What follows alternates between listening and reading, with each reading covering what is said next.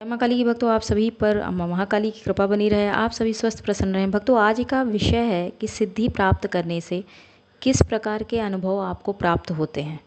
सर्वप्रथम आपको बता दूं कि सिद्धि का अर्थ क्या है। तो सिद्धि के विभिन्न अर्थ होते हैं भक्तों।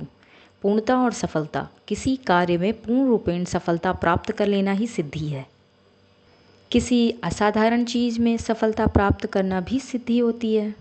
अध्यात्म में महान उपलब्धि ज्ञान की प्राप्ति करना भी सिद्धि मानी जाती है। और अपनी घोर तपस्या से किसी दैविक साधना को सिद्ध कर लेना भी सिद्धि की प्राप्ति को दर्शाता है। अब मैं जिसे सिद्धि मानती हूँ भक्तों, एक उदाहरण देकर आपको समझाती हूँ कि आपने भोजन बनाया और स्वाद किसी कारणवश चख ना पाए उसका, तो आपको ये पता कैसे चलेगा कि भोजन कैसे बना है, मीठा है, खट्टा है, स्वाद है इसमें या स्वाद रहित है। मेरी नज़र में भक्तों सिद्धि वो है, चाहे वो मंत्र की सिद्धि हो, किसी पाठ की सिद्धि हो, चालीसा की सिद्धि हो, या बहुत लोग कहते हैं देवी देवताओं की सिद्धि प्राप्त हो गई है उन्हें। तो जिस प्रकार की भी सिद्धि हो, तंत्र मंत्र, जब तक आपको उसका फल ना प्राप्त हो, जब तक आप किसी के दुख ना दूर कर पाएँ, अपने कार्य को पूर्ण न कर पाएँ, तो कैसी सिद्धि? सिद्धि ऐसी नहीं होती है भक्तों। आपने किसी भी देवता या देवी का जाप किया, मंत्र की सिद्धि की, बहुत पूजा किया, नियम निभाया, साधना की, और कोई परेशान व्यक्ति आपके पास आए और उस मंत्र से आप उसकी पीड़ा दूर न कर पाएँ, तो कैसी सिद्धि हुई ये बताएं आप।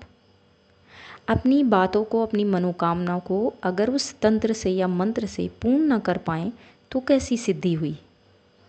जिसे आपने जप किया है, जिसके लिए आपने साधना की है। सिद्धि का अर्थ बहुत बड़ा होता है भक्तों।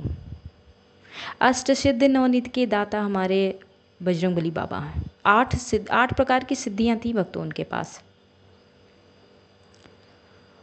और ईश्वर की बात करूं, भगवान की बात करूं, देवी देवताओं की बात करूं भक्तों, तो सिद्धि आपको तभी देते हैं जब आप की परीक्षा पूर्णतया ले लेते हैं। वो आपके मन में है क्या कि वो सिद्धि चाहिए आपको, और इसका करेंगे क्या आप। और सभी की तो बात मैं नहीं करती, लेकिन महाकाली अम्मा, काली अम्मा सीधे अपने आँखों से भक्त के मन और हृदय को टटोलती हैं, देखती हैं कि क्या चाहिए। अगर स्वयं अपनी ऊर्जा आपको नहीं दी है उन्होंने, आप साधक के रूप में उनका पूजन कर रहे हैं। अब बात करूंगी ऐसे कुछ अनुभवों के बारे में जो सिद्धि प्राप्त करने के बाद आपको मिलते हैं। जैसे आपने जाप साधना की, बहुत समय से कर रहे हैं आप, जाप कर रहे हैं, साधना कर रहे हैं, और आपको अनुभव प्राप्त होने लगे, मंत्र आपके सिद्ध हो गए।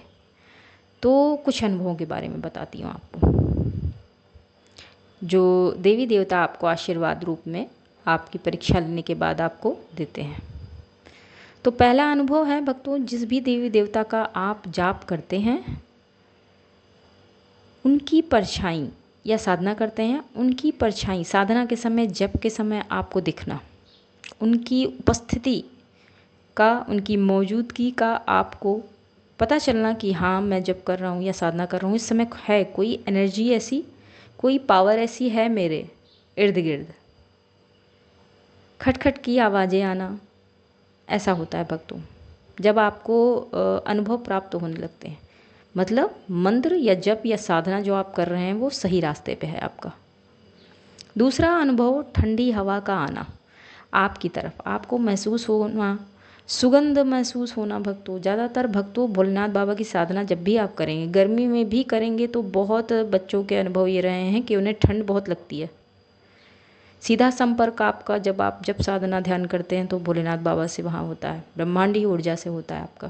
तो इसलिए आपको, क्योंकि बाबा हमेशा बैठे रहते हैं हिमालय पर ठंड में, तो ठंड का अनुभव आपको भी होता है भक्तों। इसलिए तीसरा अनुभव, आपके मंदिर से चीज़ों का अचानक गायब हो जाना। जब आप परेशान हो जाएं तो प्रार्थना करने पर मिल जाए।